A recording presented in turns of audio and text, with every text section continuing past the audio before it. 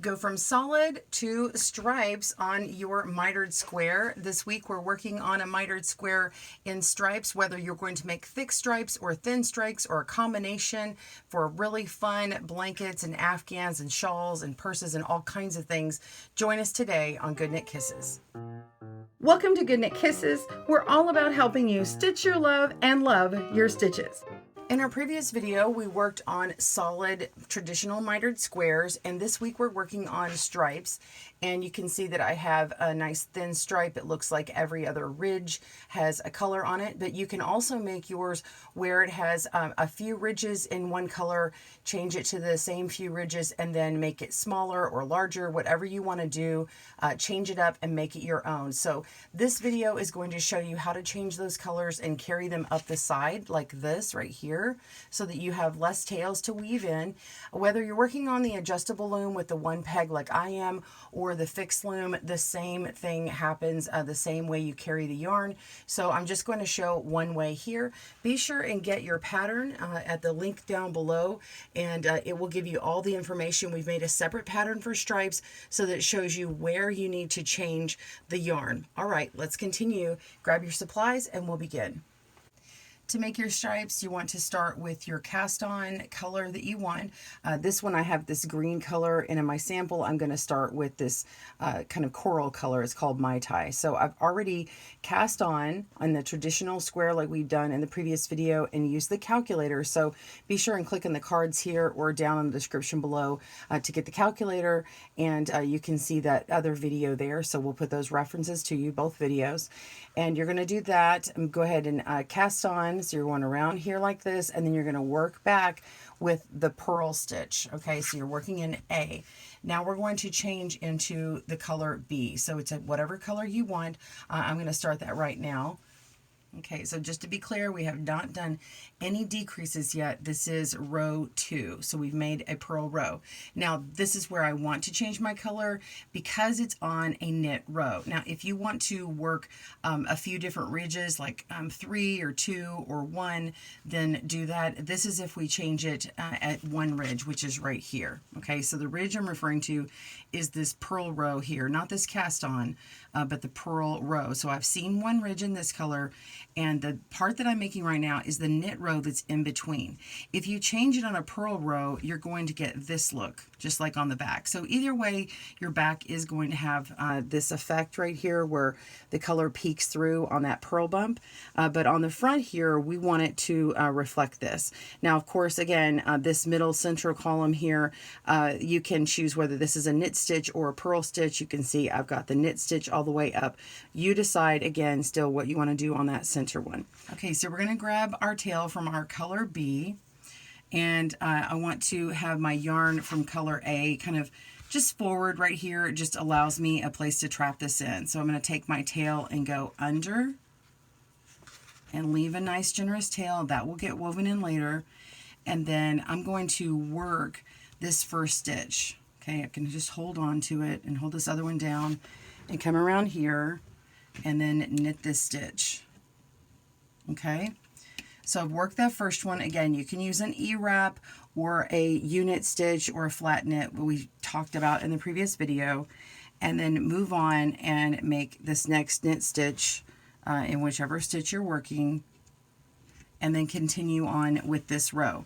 So go ahead and work this row. If it's a decrease row for you, go ahead and do your decreases in this color and everything. And when we get back, it will be after you've worked your knit row. Go ahead and work your purl row. Coming back, we'll be on this side again, and then I'm going to show you how to switch the colors. So you can continue in this color as long as you need to, but when you're ready to switch colors, that's when you need to come back to this part of the video. All right, pause your video, work that, and I will see you in a moment. I'm back. I've done my purl row. I'm on the last stitch, and it is a lot looser, so if you just hold that in back here and maybe put your thumb on the other part, just whatever you need to do to get it in position where it's nice and tight here. And I'm just gonna pull on this upward to make a loop for my purl, place that back down. Okay, so now I finished that stitch. My yarn for my color B is laying on top of where I had the A, and this is just kind of in the same position it was before. And so now we're just going to put B towards the back a little bit, and A should still remain underneath where we were before, so it's already in the right position. So you want to put it on top, and see how when I'm pulling on this, you can see that the yarn is twisting around itself. And so we want to be sure and do that, not pulling too tight, and go ahead and wrap that peg and knit over. And you can go ahead and just kind of pull on that extra slack if you need to. All right. And so now it's ready to continue on with the rest of your row. So if this is a decrease row, of course you're going to decrease on it, do your knit row and do your purl row. And when we come back, I'll show you twisting it again just to be sure that you've got this down. All right, pause your video. I'll see you at the beginning of the next knit row. See you soon. All right, we finished this last purl stitch, and now this color is at the back, okay? That's where we previously were, and the one that we just did is here in front. So we want to get our new color under the color that we previously used. It doesn't matter if it's A or B or whatever it is. Just know that when you start a new color, you want to constantly grab it from underneath the one that you just used. So I'm going to lift this one up that I just used, and we're going to put the old color underneath. So just twist it. So we're just going to grab it under here, okay? But put this one towards the back, okay? And then now work that first stitch and knit it. And that's it.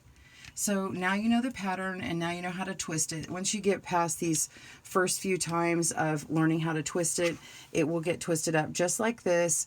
And then this sample here obviously has the tail that I added earlier and my cast on tail already woven in. And then towards the end, you'll have two more tails. One is the ending tail, and then whenever you cut the last accent color that you have before the ending one. So that is going to be it. I'll show you in the end what I've come up with, and we'll see you in a moment. Okay, I want to interrupt real quick because I'm trying some stripes that are a lot wider, and I failed to mention that if you're doing that, you need to go ahead and twist the yarn even if you're not using the previous color. So when I have worked a ridge, so I've worked a knit row and then come back and worked a purl row, I still need to take my yarn and go ahead and bring it under and grab it. Okay, so I'm actually going to take this whole ball here. I'm going to grab it, and then I'm going to put it to the back again, which allows it to actually twist twice, and then go ahead and knit that stitch. Because if I didn't do that, then along the side, it would have a really long look. So like, let's say if I was continuing, instead of having this green part here, and I had two, so 1, 2, 3 colors of this coral color, then I would have this long green strand right here, and we want to have that twisted look going up there, and then it wouldn't be this extra long strand, and we want to keep it nice and decorative. So that's how you would do that. Just keep twisting, and then you would continue on with that color going across. All right, I'll see you in a little bit, and you'll see my full sample.